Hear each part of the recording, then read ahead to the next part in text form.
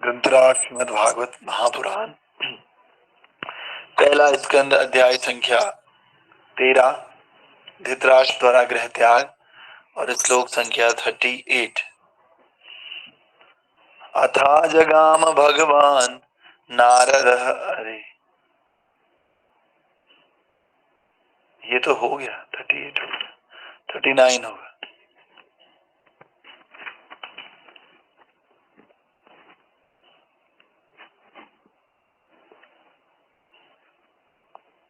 ये भी हो गया, 39 भी हो गया। आज 40 होगा। कर्णधार इवा पारे भगवान पारदर्शक, अथा बभासे भगवान नारदो मुनि सत्तमा। कर्णधार इवा पारे भगवान पारदर्शक, अथा बभासे भगवान नारदो मुनि सत्तमा। कर्णधार इवा पारे भगवान पारदर्शक, अथा बभासे भगवान नारदो मुनि सत्तमा। कर्णधार इवा पारे भगवान पारदर्शक, अथा बभासे भगवान नारदो मुनि सत्तमा। हरे कृष्णा। रिपीट कीजिए आप लोग।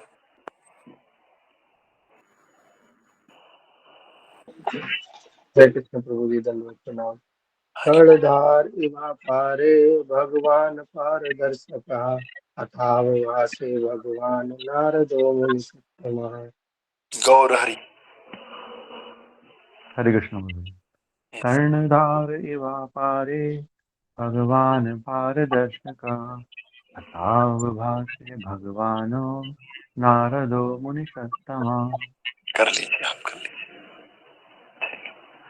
हरे कृष्णा।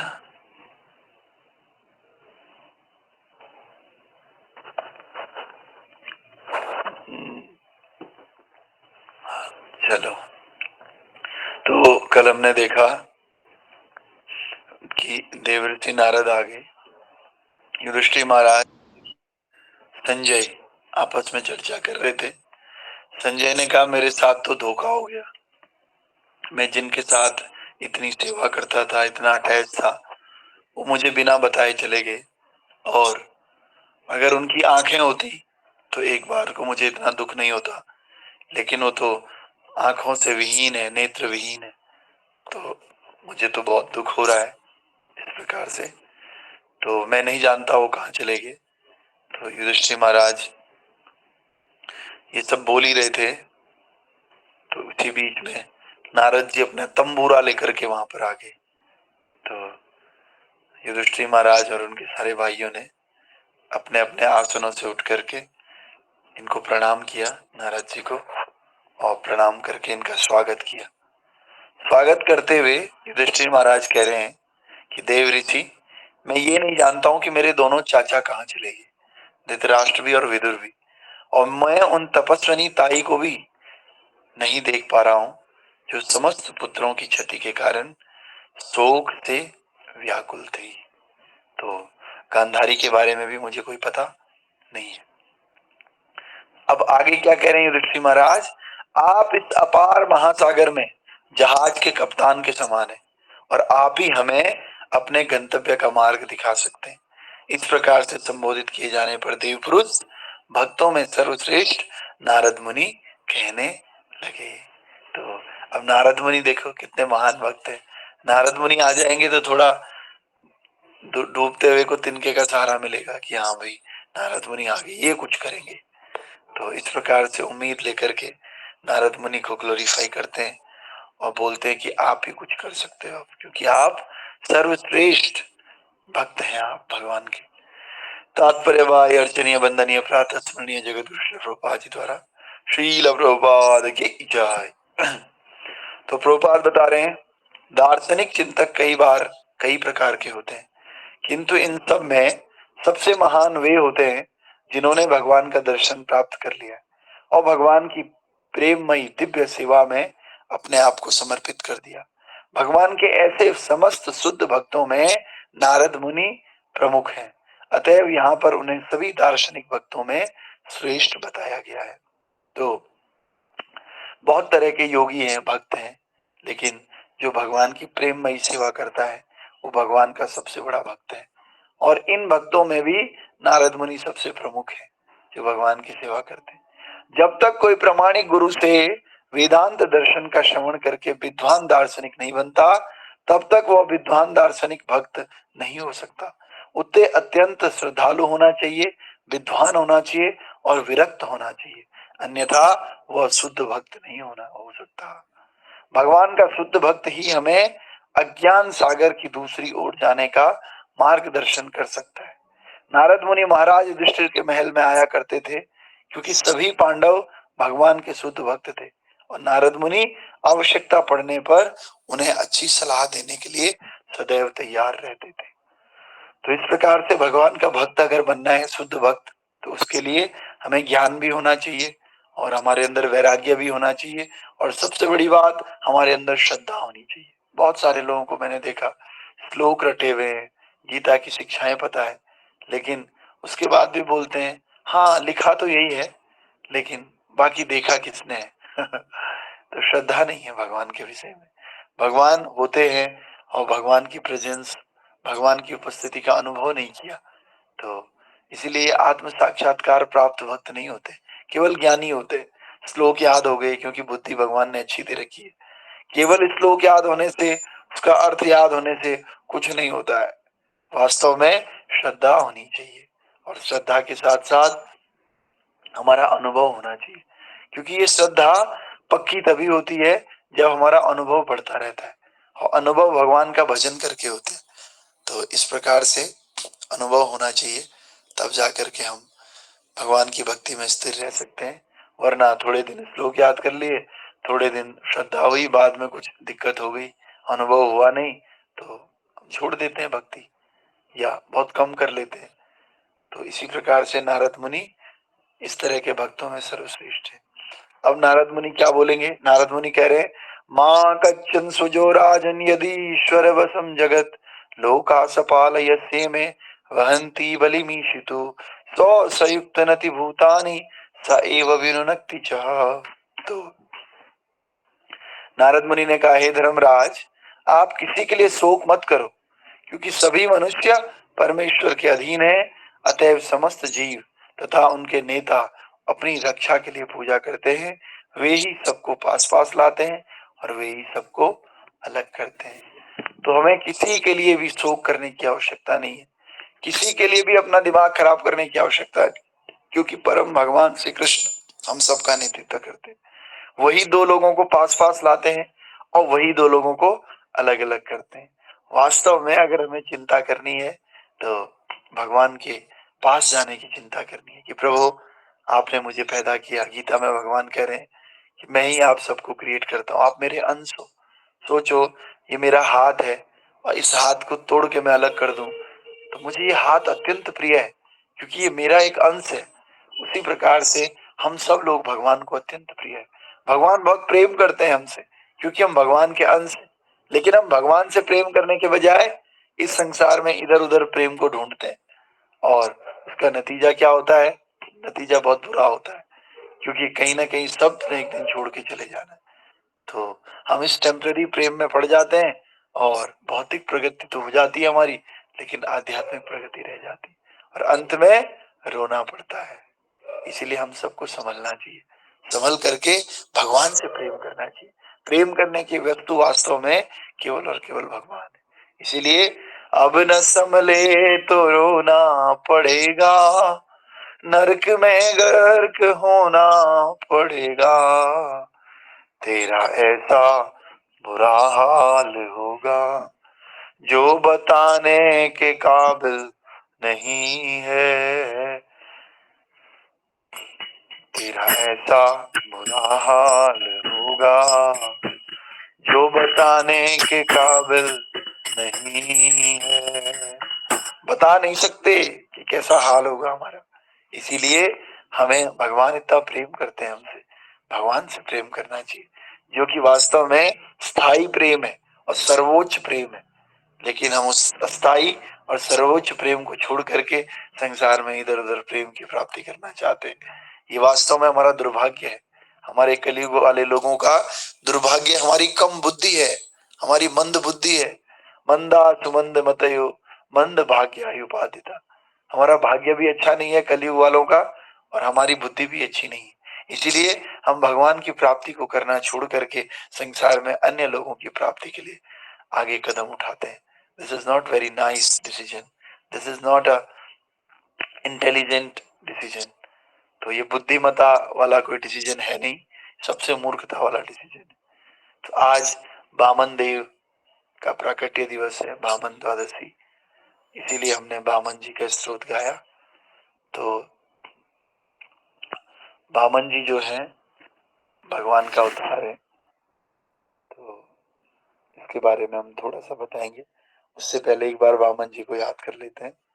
छलयसि विक्रमणे बलिम् अद्भुत वामन पदनख नीरजनित जन पावन केशवधृता वामन रूपा जय जगदीश हरे जय जगदीश हरे जय जगदीश हरे।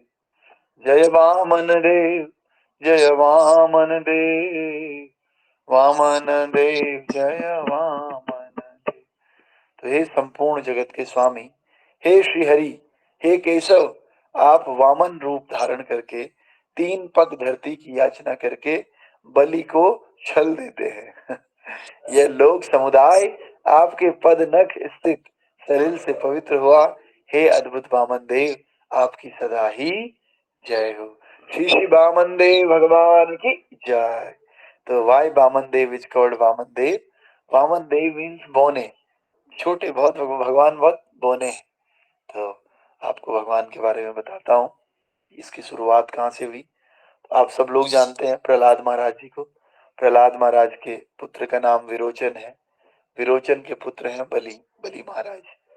तो प्रहलाद की जो वंशज है, वंशावली की, उसी में बलि महाराज आते हैं असुरों के कुल में। तो प्रहलाद महाराज बड़े भक्त हैं, इसीलिए बलि महाराज भी बहुत बड़े भक्त होते हैं। विरोचन भी भक्त थे, तो बलि महाराज बहुत शक्तिशाली होते हैं। और एक बार क्या होता है, जो हमारे इंद्र हैं, इंद्र बलि महाराज को परास्त कर लेते हैं अपने गुरु की कृपा से, परास्त कर देते हैं। तो बलि को मार देते हैं एक तरह से। मर गए, बलि ने प्राण छोड़ दी। लेकिन जो शुक्राचार्य जी है ना, राक्षसों के गुरु, असुरों के गुरु, ये बहुत ही तंत्र मंत्र वाले हैं, इनके पास अनन्य शक्ति है।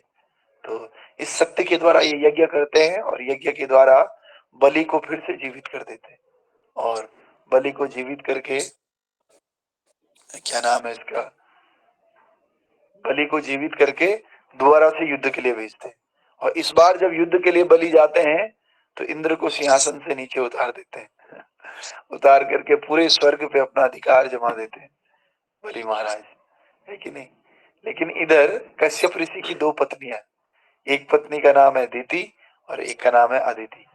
दीति से सारे असुर पैदा होते हैं, और अदिति से सारे देवता पैदा होते हैं। तो देवताओं की माँ अदिति और असुरों की माँ दीति। तो इंद्र जो है जाकर के देवताओं के पास जाता है कि मम्मा देख लो, ये जो बलि महाराज है, इन्होंने हमारा सारा राज्य ले लिया, आप कुछ करो ना। तो फिर माता अदिति पयोव्रत करती है। पयोव्रत मीन्स 12 दिन तक कुछ भी नहीं खाना है, केवल और केवल दूध पीना है 12 दिन तक, और 2-3 बार स्नान करना है, और गोबर का लेप करना है, घर में गोबर का लेप करके रहना है, भगवान का नाम जप भजन करना है। पयो का मतलब दूध ही होता है। तो दूध का व्रत करना है 12 दिन, केवल गाय का, शुद्ध देसी गाय का दूध पीना है 12 दिन तक, और कुछ भी नहीं पीना है। तो ये पयोव्रत माता अदिति करती है और भगवान की तपस्या करती है। तपस्या करके श्रीहरि प्रसन्न हो जाते हैं। भगवान प्रसन्न होकर के बोलते हैं, माता तुम्हें क्या चाहिए। तो फिर वो कहती है कि एक्चुअली इंद्र जो है परेशान है, बलि ने सारा राज्य ले लिया, तो मैं चाहती हूँ कि आप जो है कुछ करो। तो भगवान बोलते हैं ठीक है, सीधे सीधे तो मैं कुछ कर नहीं सकता। क्यों नहीं कर सकता है? क्योंकि बलि असुर जरूर है, लेकिन बलि भगवान का भक्त है। तो अपने भक्त के साथ सीधे सीधे युद्ध थोड़ी होता है, क्योंकि भगवान का तो कुछ बिगाड़ नहीं रहे ना।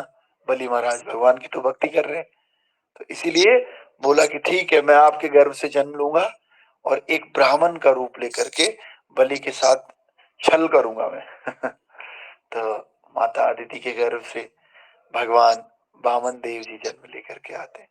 वामन देव की हाइट बहुत छोटी होती है और वामन देव के पास एक छतरी होती है। तो उसके बाद वामन देव जो है हाथ में कमंडल लेकर के, क्योंकि ब्राह्मण के पास कमंडल होता है, तो बहुत ही सुंदर दर्शन है। देखो इसमें देखिए, भगवान ने धोती पहनी हुई है, धोती पहन करके ऊपर तुलसी माला गले में डाली हुई है और मुंडन हो रखा है भगवान का, पीछे फर्स्ट क्लास सिखा रखी हुई है। कितने छोटे छोटे भगवान सुंदर लग रहे हैं। चलयसि विक्रमणे बलि अद्भुत वामन। हाँ, कितना सुंदर रूप है वामन देव जी का। और गले में देखो पटका बांधा हुआ है इसमें कमर में, और पूरे छोटे से ब्राह्मण लग रहे हैं। और इनको देख करके ऐसा शास्त्रों में वर्णन आता है कि वामन देव जी इतने सुंदर थे। सोचो, भगवान है, साक्षात कृष्ण है, तो इतने सुंदर थे कि जो बलि महाराज है वो देखता रह गया, वो मना नहीं कर पाया इनको। ये जो भी मांग रहे हैं वो दे रहे हैं। देखो छोटे से बलि कितने सुंदर है, तो उम्र में भी छोटे लग रहे हैं, लेकिन ब्राह्मण का रूप है, बहुत सुंदर रूप है भगवान वामन देव जी का। तो इस रूप के साथ पैदा होते ही वामन देव जी सीधे इतने बड़े हो जाते हैं। इतने बड़े होकर के सीधे बलि के पास जाते हैं और बलि महाराज देखता है, क्योंकि ब्राह्मणों की सेवा करता था बलि महाराज। ऐसा नहीं असुर है तो पूरी तरह से नास्तिक होगा, भगवान के भक्त थे। साथ ही साथ कोई ब्राह्मण दिखते थे तो उनकी सेवा करते थे। बस देवताओं के अगेंस्ट था, देवताओं का राज लेना चाहता था। तो इस प्रकार से वामन देव जी हाथ में कमंडल लेकर के, दूसरे हाथ में छतरी लेकर के जाते हैं इंद्र के राज्य में, ये सॉरी बलि महाराज के राज्य में, और बलि से बोलते हैं भिक्षाम देहि। और बलि महाराज बाहर आते हैं, बाहर आकर के दीक्षा देने के लिए, भिक्षा देने के लिए बोलते हैं, महाराज बताइए आपको क्या चाहिए। तो बलि महाराज कहते हैं कि ये वामन देव जी कहते हैं मैं मांग तो लूंगा, लेकिन आप दे नहीं पाओगे। तो बलि कहता है कि मैंने आज तक ऐसा कभी नहीं हुआ कि कोई संत हमारे द्वार पे आए हों, ब्राह्मण हमारे द्वार पे आए हों और वो खाली हाथ गए हों। तो मैं आपको भी, आप मांगिए, जो आप मांगेंगे वो मैं आपको दूंगा, क्योंकि मेरे पास तो तीनों लोगों का साम्राज्य है इस समय। तो बोलते नहीं नहीं, आप दे नहीं पाओगे। बलि कहता नहीं, आप मांगो तो सही। तो वामन देव कहते नहीं नहीं, दे नहीं पाओगे आप। तो ऐसा करते करते बोलते ठीक है, अगर आप मांग रहे हो, दे ही सकते हो, तो मुझे बस 3 पग जमीन चाहिए आपकी, 3 पग भूमि। मैं अपने पैर से नापूंगा और मेरे पैर से 3 पैर भूमि चाहिए। तो बलि महाराज कहते हैं कि अरे ये क्या मांग रहे हो, तो 3 पग तो बहुत थोड़ा होता है। अरे मांगो, कहो तो मैं आपको 1 गज आपके नाम कर दूंगा, और 1 गांव तो आपको दे ही सकता हूँ कम से कम, तो 1 नगर दे दूंगा आपके नाम। आप ये क्या मांग रहे हो, ज्यादा मांगिए। तो बोलते नहीं नहीं, मेरे को यही चाहिए, मेरे 3 पग ही चाहिए, बस इतना ही मान लो। तो अच्छा ठीक है, आपके पग तो बहुत छोटे छोटे हैं, इनसे तो बहुत छोटी छोटी जमीन आएगी। मेरे पास ऐसे ऐसे असुर हैं जिनके पग से 100 गज भूमि आपकी हो जाती है। इतने इतने बड़े बड़े जिनके पैर हैं, ऐसे असुर हमारे पास है, मैं उनको लेकर के आता हूँ और उनसे 3 पग भूमि आपको दे देता हूँ। बोला नहीं नहीं, मुझे मेरे ही पैर से चाहिए और 3 पग भूमि चाहिए। तो बस आप हाँ बोल दो कि हाँ, आप मेरे को आश्वासन दे दो, वचन दे दो कि आप मुझे 3 पग भूमि दोगे। तो जो शुक्राचार्य जी हैं वो भी वहीं पर मौजूद थे। तो शुक्राचार्य जी बलि महाराज को साफ मना कर लेते कि देख ले भाई, ये तो विष्णु लग रहा है मुझे, और ये तो आपको छलेगा, छलावा करने आया है। मैं तेरा गुरु है, मैंने तुझे जिंदा किया है, तो पुनर्जन्म मैंने तुम्हें दिया है, तो तुम क्या करो, तुम मेरी बात मानो, तो इसको वचन मत दो, ये तेरा सारा राज्य खा जाएगा। लेकिन बलि महाराज भगवान के कितने बड़े भक्त थे, उन्होंने कहा अगर ये भगवान है फिर तो और भी अच्छा है, मैं भगवान को अपना राज्य दे दूंगा, और अगर ये मेरा सब कुछ हर भी लेंगे कोई बात नहीं, क्योंकि ये साक्षात भगवान है, मैं इन्हीं का तो भक्त हूँ और इन्हीं के लिए तो मैंने सब कुछ जोड़ा है। तो अगर ये सब कुछ ले भी लेंगे तो गुरुजी माफ करना, इस समय मैं आपकी बात नहीं मान सकता हूँ। इसीलिए कहते हैं उस गुरु का भी त्याग कर देना चाहिए जो हमें भगवान से दूर करता हो। तो इसीलिए ये आता है, गुरु पिता त्यजो प्रहलाद भरत महतारी। तो जो प्रहलाद महाराज है उन्होंने पिताजी का त्याग कर दिया था क्योंकि वो जो है गुरु से दूर कर रहे थे। और बलि गुरु त्यजो, बलि ने क्या कर दिया, गुरु का त्याग कर दिया। त्याग करने का मतलब ये नहीं होता है कि अब आप हमारे आसपास आना ही मत। त्याग करने का मतलब है उनकी बात ना मानना, वो त्याग करना होता है। अगर कोई भक्त अपने काउंसलर की बात नहीं मानता है, जिन भक्तों से वो रोज सुन रहा है, जिन भक्तों के अंडर में भक्ति कर रहा है, अगर उनकी बात नहीं मानता है ना, तो नहीं मानने का मतलब है कि उसने उनका त्याग कर दिया। ऐसे ही बलि महाराज ने अपने गुरु को छोड़ा नहीं है, बस गुरु की ये बात नहीं मानी, इसीलिए इसको बोलते हैं गुरु का त्याग करना। तो बलि गुरु त्यजो, बलि गुरु का त्याग कर देते हैं, गुरु की बात नहीं मानते। ठीक है, तो अन्यथा अगर हम गुरु की अवज्ञा करते हैं तो उसका बहुत बड़ा अपराध लगता है, भगवान खुश नहीं होते। इसलिए हमें भक्तों की बात को कभी टालना नहीं चाहिए। जो भक्त बोलते हैं वैसा करने का प्रयास करना चाहिए, एकदम अगेंस्ट नहीं होना चाहिए, उसका प्रयास करना चाहिए। तो इस प्रकार से बलि महाराज गुरु की बात ना मान, सोचो कैसे गुरु है। ऐसे कोई नॉर्मल गुरु होता तो बात होती, ऐसे गुरु कि जो जीवन दान दे रहे हैं। सोचो किसी ने आपको, वो गुरु ना भी हो, किसी ने आपको मर रहे हो, मरते हुए आपको बचाया हो, या मर गए हो, मर के फिर से आपको जीवित किया हो, तो आप तो उसका एहसान जिंदगी भर नहीं मानोगे। लेकिन ऐसे गुरु को भी बलि महाराज ने त्याग कर दिया, बात नहीं मानी। क्यों? क्योंकि जब भगवान की बात आती है वास्तव में, तो फिर हम ऐसे लोगों का त्याग करते हैं जो भगवान विरोधी हो, भगवान को की भक्ति में विरोध पैदा कर रहे हैं। तो बाकी फिर और लोगों का तो कहना ही क्या है। तो इस प्रकार से बलि जो है मना कर देते हैं गुरु को और इनको वचन दे देते हैं। तो भगवान पहला पग में पूरा ब्रह्मांड की जमीन ले लेते हैं, दूसरे पग में पूरे इधर मटेरियल लोक की जमीन दूसरे पग में, और पहले पग में पूरे आध्यात्मिक लोक की जमीन ले लेते हैं, स्वर्ग की जमीन। बोला मैं तीसरा पैर कहाँ रखूं? तीसरा पैर बलि महाराज बोलते अब कहाँ रखोगे? मेरे सर के ऊपर रख लो। तो देखिए ये स्क्रीनशॉट दिखाया जा रहा है, बलि महाराज पैर रख रहे हैं भगवान के ऊपर, बलि महाराज के ऊपर भगवान वामन देव जी पैर रख रहे हैं। तो जैसे ही पैर रखते हैं बलि के ऊपर, बलि सीधे पाताल लोक में धंस जाता है।